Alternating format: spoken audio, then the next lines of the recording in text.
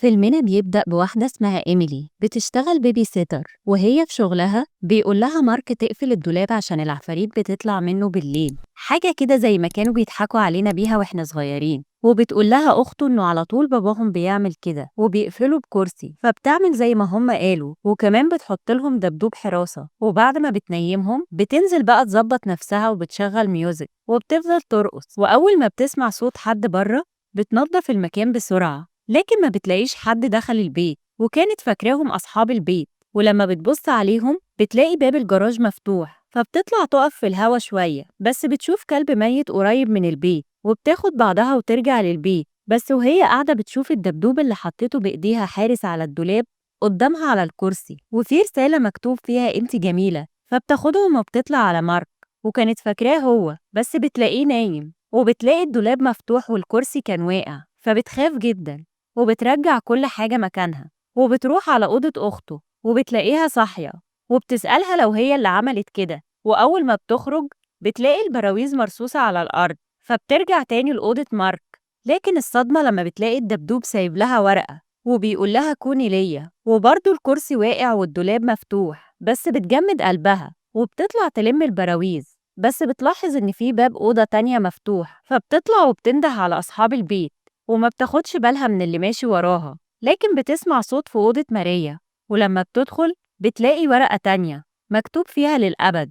فبتجري على التليفون، بس بتلاقي السلك مقطوع، وبتطلع تجري، وفجأة التلفزيون بيشتغل لوحده، وبتلاقيه فيديو لشخص لابس قناع وكان معاه آخر ورقة. وفجأة بيظهر الشخص ده من وراها، وطبعا كده انتوا عرفتوا هيعمل ايه. وبعد فترة كبيرة بنشوف واحدة اسمها دي في الشارع، وبيخضها صاحبها وهو بيصورها، وكان مجنون صور وماشي بالكاميرا في كل مكان. وبيطلع الإكس بتاعها اللي اسمه ويلز وبيسلم عليها، فبيسيبهم صاحبها وبيمشي. وبتدخل بعدها ماركت كبير زي كارفور كده عندنا، وكل اللي فيه بيستغربوا لما بيشوفوها عشان كانت بتدرس بره. وبيسألها البياع اخترتي تخصص ايه؟ قالت له علم الجريمة، وبتاخد منه القهوة وبتمشي. في نفس الوقت بنشوف ضابط بياخد الجرنان من على الباب وبيلاحظ كرتونة صغيرة، وبيفهم إن حد سايبها له. ولما بيدخل وبيفتحها بيلاقي فيها ريموت. أما دي فبتروح لصاحبتها هادي وبتفرح جدا أول ما بتشوفها، وبيفضلوا يتكلموا شوية وبيفتكروا شوية ذكريات قديمة. فدي قالت لها طيب ما تيجي نسهر زي زمان بالليل؟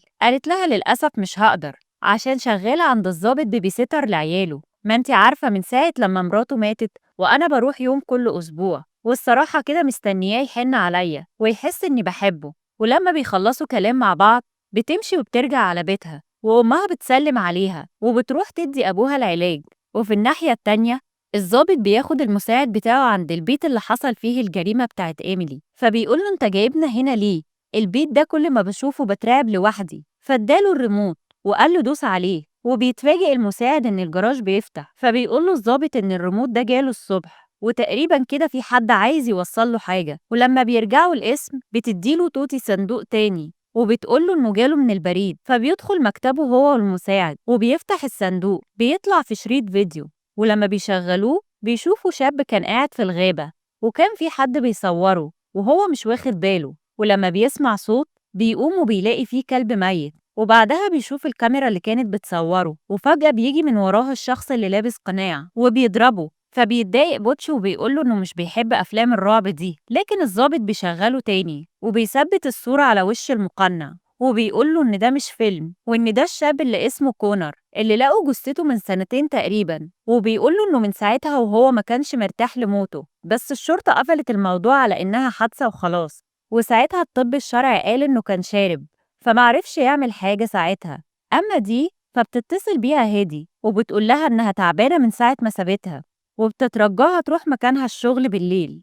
لكن دي قالت لها إنها وعدت أهلها إنها هتسهر معاهم، فبتقول لها هادي إنها مش واثقة في أي حد تاني، وبتفضل تتحايل عليها. فبتوافق دي. في الوقت ده كان الضابط وبوتش في العربية وبيفكروا مين اللي بيبعت الحاجات دي، بس بيلاقوا ليزا الشرطية واقفة على الطريق وبتقول لهم إنها لقت الكلب ده ميت. فبيبص لبوتش وبيقول له تقريبا دي علامة. ولما ليزا الشرطية سألته علامة إيه قال لها الكلب، لكن هي مش بتكون فاهمة. وبياخد بوتش وبيروح على المكان اللي اتقتل فيه كونر وبيفضل يتخيل اللي حصل، لكن بيبص بيلاقي فيه صندوق تالت وبيطلع فيه شريط تاني، وبيشوف إيميلي وهي في البيت اللي ماتت فيه، وبيلاحظ عربية كانت مركونة قريب من البيت، وبيقول له بوتش إنه عارف العربية دي وإن صاحب العربية مش ساكن في المنطقة دي أساساً، وطبعاً بيشكوا فيه. وفي الناحية التانية كانت دي وصلت بيت الضابط وبتتعرف على ماكس ابنه، وبتفضل تتكلم معاه عشان ياخد عليها. ونرجع للضابط لما قبض على صاحب العربية، وبتطلع العربية بتاعت شاد صاحب دي، وشك فيها أكتر لما شاف الكاميرا اللي معاه، بس شاد ما كانش فاهم فيه إيه، وبيفضل يقول إنه عايز يخرج من هنا. فبيقول له الضابط إنه متهم بقتل إيميلي، فبيتصدم وبيقول له إنه ما عملش حاجة. ونرجع لدي اللي كانت اتصاحبت على ماكس، وبياخدها عشان يفرجها على البيت، وبتنزل القبر وبتلاقي فيه حاجات بتاعت مرات الضابط اللي توفت، وبنعرف إنها توفت في حادثة. المهم إنها بتطلع تكمل فرجة على باقي البيت، ووقتها بتلاقي أوضة مقفولة، وبيقول لها ماكس إن ده مكتب بابا ودايما قافله عشان فيه أسلحة، وكمان أوضة النوم بتاعة الضابط كانت مقفولة. وبعدها بتدخل أوضة ماكس وبيوريها جهاز اللاسلكي بتاعه اللي بيتكلم فيه مع أبوه لما بيرجع من الشغل. وفي الاسم الضابط كان متأكد إن شاد هو القاتل، بس بوتش بيقوله مفيش أي دليل عليه ولازم نمشيه، وخصوصا إن شرايط الكاميرا مختلفة عن الشرايط اللي اتبعتت له، وإنه دايما بيصور أصحابه وأهله. لكن الضابط ما كانش مقتنع. أما دي كانت بتلعب مع ماكس استغماية، وبتفضل تدور عليه في البيت وهي بتكلمه في اللاسلكي، بس بتشوف خيال بره، وبتفتح الباب وبتشوف حد واقف وبيبص على البيت، فبتخاف وبتدخل بسرعة. والتليفون بيرن وبيطلع الضابط، وكان بيطمن عليها هي وماكس، وبتعرفه إن كل حاجة كويسة وإنها بتلعب معاه دلوقتي وشايفاه مستخبي ورا التلفزيون. وبيقفل معاها وبيقوم يكمل تحقيق مع شاد، وبيقوله إنه عربيته كانت في مسرح الجريمة، وإن وقتها كان معاه ويلس أكيد، وويلس هو اللي بيلبس القناع. وإنت اللي بتصور.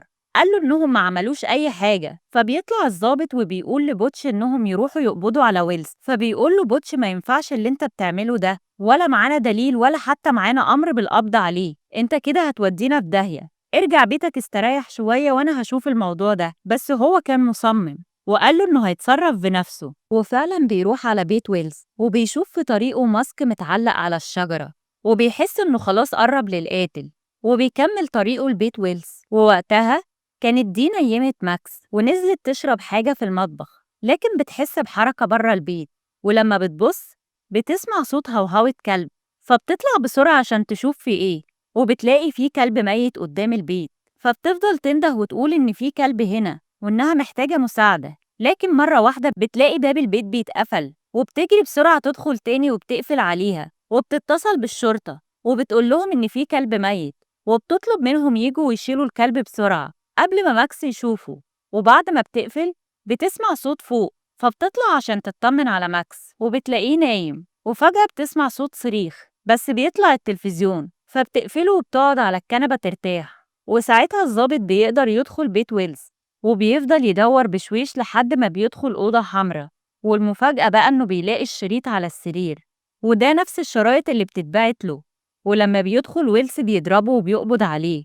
وبنروح تاني لدي وهي بتتصل بهيدي صاحبتها وبتقول لها إن البيت ده مخيف وبتحصل فيه حاجات غريبة، وبتعرفها إنها قاعدة خايفة وهتموت وتمشي. بس وهي بتتكلم معاها باب هيدي بيخبط، وبتقول لها إنها هتقفل وهتكلمها تاني، فدي بتقول لها لأ خليكي معايا، أنا قاعدة أصلا على أعصابي ومش قادرة. فبتوعدها إنها هتتصل بيها تاني. وأول ما بتقفل بتسمع دي صوت جاي من القبر، فبتنزل تشوف في إيه تحت، وبتتصدم لما بتلاقي حد طلع فستان أم ماكس، وطبعا استحالة يكون ماكس، فبتخاف وبتجري على التليفون وبتتصل على هيدي بس ما بتردش عليها، فبتسيب لها رسالة إنها خايفة وشكلها مش هتكمل وهتمشي. وبتطلع لماكس وبتلاقيه نايم، فبتقوله لو انت اللي بتعمل المقالب دي عرفني، لكن ما بيردش عليها، فبتسيبه وبتطلع وبتلاقي أوضة الضابط مفتوحة اللي ما كانتش عايزة تتفتح أول ما جت، وبتدخل بالراحة وبتنده على الضابط بس ما كانش في حد في الأوضة. وفجأة بتسمع صوت بره، ولما بتخرج بتلاقي ورقة من جورنال عن حادثة أم ماكس، وبتخاف جدا وبتقرر تمشي، بس بتسمع صوت إزاز بيتكسر وبتقلق على ماكس وبتطلع تاني، بس بتلاقي إن الإزاز ده مكسور في مكتب الضابط، وبتشوف كمان صور عن جريمة إيميلي وفجأة بتسمع صوت حد جاي بيجري، فبتنزل جري وبتتصل على الشرطة وهي مرعوبة. في الناحية التانية كان الضابط قبض على ويلز وبيقول لبوتش إنه لقى الدليل في بيته، ولما بيشغل الفيديو بيشوف مراته وهي في العربية وبتطلع ما كانتش حادثة ولا حاجة، وإن نفس الشخص المقنع هو اللي خلص عليها. وبينهار الضابط وبيدخل لويلز وبيقول لبوتش يطلع بره، وبيرفع سلاحه وبيقول له قول الحقيقة. فبيعرفوا إن في حد بعتله الشريط ده وكتب له إنه يوصله للضابط. وفي نفس الوقت بيجي بلاغ إن في مشكلة في محل، وبسرعة الشرطة بيطلعوا جري على هناك.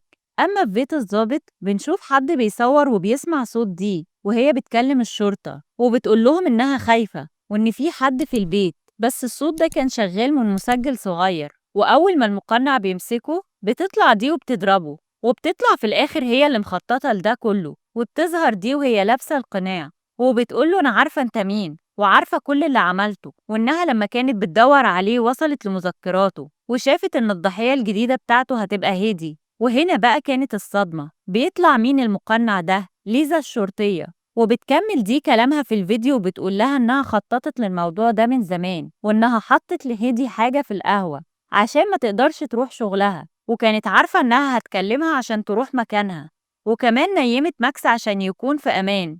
واتفقت مع ويلس وجه أخده منها ووداه عند هيدي، وكانت بتمثل كل اللي حصل ده وهي في البيت لوحدها، وحطت مكان ماكس مانيكان وبتقول لها إن عارفة كل الحيل بتاعتها. أول حاجة إنها بتقتل أي كلب، وبعدها بتبدأ تغير أماكن الحاجات اللي في البيت عشان ترعب اللي هتخلص عليه الأول، وبتقول لها إنها عملت كل حاجة عشان تمثل إنها ضحية. فبتقوم ليز وبتفضل تدور على سكاكين في المطبخ، وبتطلع وبتلاقيها حاطة صور كل اللي قتلتهم وكاتبالها إنهم جايين يشوفوها، وهي بتموت. وبتفضل تدور عليها وبتاخد حتة إزاز من الأرض وبتكلمها دي من اللاسلكي وبتقول لها دوري عليا، وبتفضل تدور عليها بس ما بتلاقيهاش لحد ما بتشوف ضوء بره البيت، وبتطلع تلاقي أقنعة كتيرة من اللي بتلبسها، وفجأة بتطلع دي من وراها وبتضربها. والمفاجأة بقى إنها تبقى أخت إيميلي وبتقول لها إنها دمرت حياتها ولسه هتخلص عليها. ليز بتضحك فبتسألها بتضحك ليه، والمفاجأة بقى لما بيجي شاد من وراها وبيضربها وبيطلع ابن ليز أصلا وبيقومها وبيجروا على البيت. وفي الوقت ده الضابط بيعرف إن البلاغ بتاع السوبر ماركت كاذب، وإن الكاميرا جابت دي وهي بتحط الشنطة في مكان قريب عشان تعمل مشكلة وتخليهم يروحوا على هناك. وبيستغرب الضابط وبيتصل عليها، ولما لقاها ما بتردش بيقلق وبيطلع يجري على البيت. وفي الناحية التانية بيحاول شاد يعالج جرح ليز، وبتقول لها دي إنها شافتها في جنازة أختها وشكت فيها، ومن ساعتها وهي بتراقبها. وبيجي شاد وبيلف الجرح وبيقول لليز إن الشرطة بعتت له شرطي على بيته وهو خلص عليه، وبيقول لها إنهم لازم يمشوا من هنا. وبتفضل ليز تطمن فيه، فبتقول لها دي إنها قدرت تكشفها بسهولة، يعني كمان الشرطة تقدر تكشفها لأنها بعتت شرايط للجرايم بتاعتها للضابط. لكن بيقاطعهم ويلس في اللاسلكي وبيتكلم مع دي، فبيتضايق شاد إنها ورطت صاحبه وبيقول لها إن كده هتخليه يقتله، وبياخد منها اللاسلكي ولسه بيدوس عليه بينفجر فيه. وبتقوم ليز وهي منهارة على شاد وبتضرب دي، وبعد شوية بتفوق بتلاقي نفسها مربوطة وبتشوف قدامها فيديو أختها إيميلي وبتصورها ليز وبتقول لها أنا واثقة إنك ما بلغتيش الشرطة وكنت فاكرة إنك هتخلصي عليا لوحدك. وبتفضل توصف لها خلصت على أختها إزاي، وبعدها بتلبس القناع عشان تخلص عليها. لكن بيوصل الضابط وبينقذها وبيعرف من دي إن ابنه كويس، وبيروح ناحية ليز وبيقلعها القناع، وبيتفاجئ لما بيعرف إنها ليز وإن هي السبب في كل ده. ولما حاولت تمثل إنها بريئة وإن دي هي القاتلة ما صدقهاش، فبتمسك السكينة وبتقوله إنها خلصت على مراته ولسه هتقتله هو كمان بيخلص عليها. وبتعترف دي للضابط إنها هي اللي كانت بتبعت له الشرايط، وبيفكها وبيقول لها إنه هيبلغ، بس بتقوله إنها مش عايزة تدخل في أي حوارات، وبيقتنع بكلامها وبيقول لها إنه بكرة هيبلغ إنها مفقودة. وفعلا بياخد الشرطة على بيتها، وكانوا سايبين جثة شاد وحاطين أدلة تثبت إن ليز هي اللي عملت كده. وبعدها بيعملوا ذكرى لوفاة أختها ومرات الضابط وكل الناس اللي ليز قتلتهم، وده بعد ما أخدوا حقهم. وبس كده بيخلص الفيلم. ما تنسوش بقى تقولولنا رأيكم في كومنت، ولو لسه ما اشتركتش ياريت تشترك. سلام.